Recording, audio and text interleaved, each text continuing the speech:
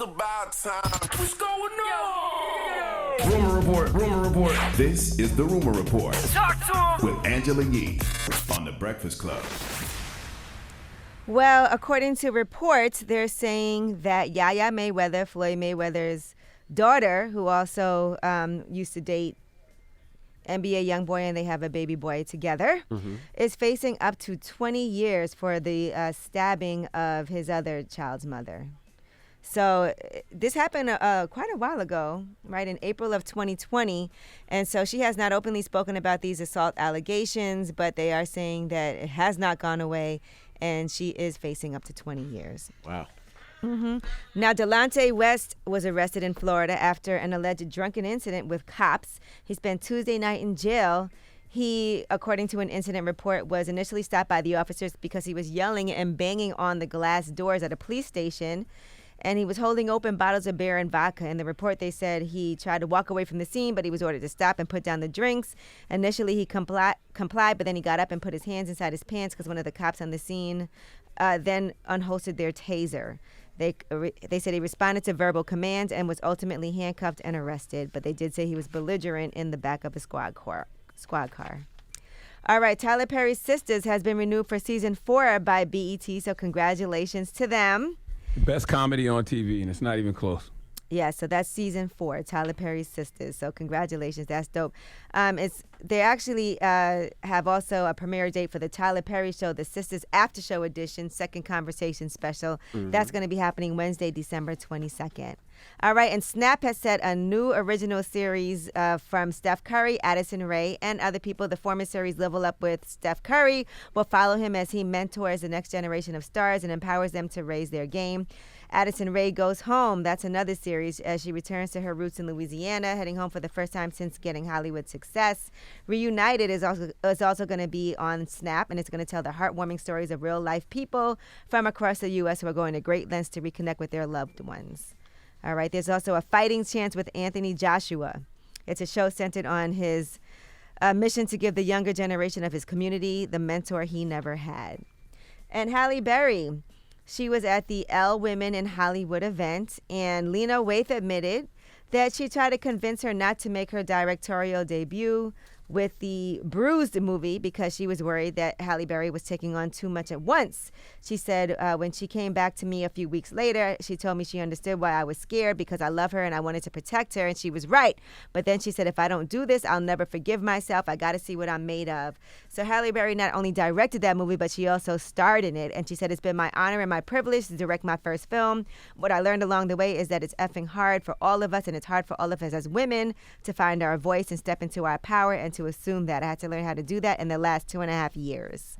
So congratulations to Halle Berry. She got her Elle honor at that event.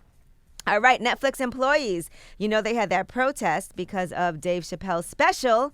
And Ashleymarie Preston, who helped organize the walkout, said that she did invite Dave to come to the table to have a conversation. And here's what she had to say.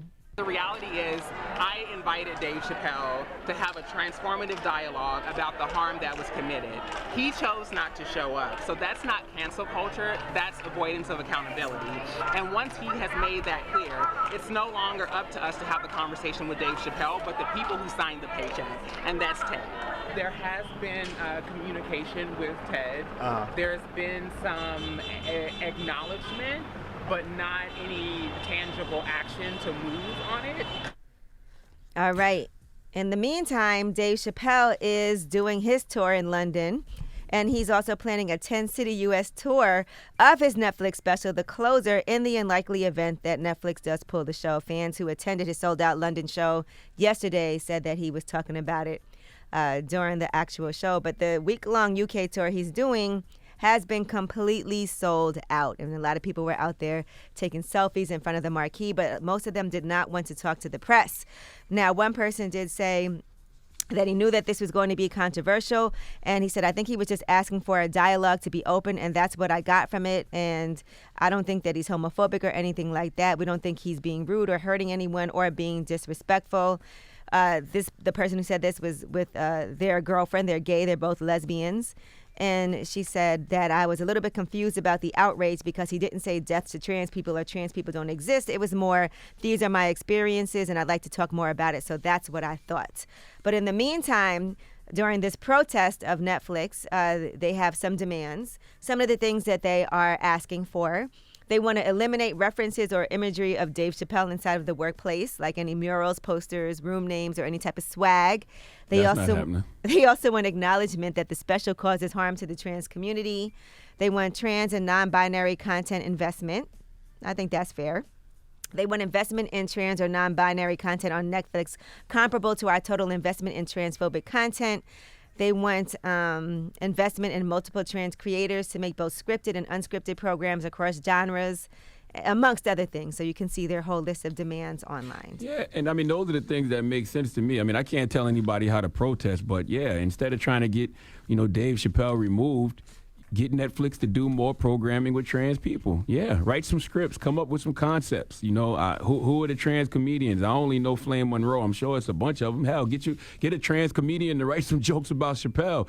Just make sure they're funny. But my point is, Netflix is not getting rid of Dave. So yes, utilize that time and energy in other ways. And I think that way should be to get Netflix to invest in trans creators. I think that's smart what they're doing. Yes. They And also Netflix want will them do that. to hire transgender content executives in leading positions and promote an inclusive environment for them.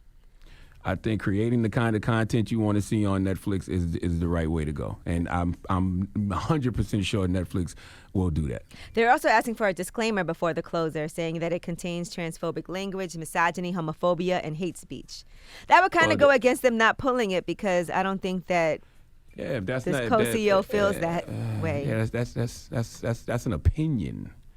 All right, and you can't tell somebody what to be offended by, you know what I mean? But, I don't think that's what Dave's intentions were. Like, why would he put that at the beginning of his special? Like, I don't think he wasn't purposely being transphobic or homophobic or whatever. All right, well, that is your rumor report.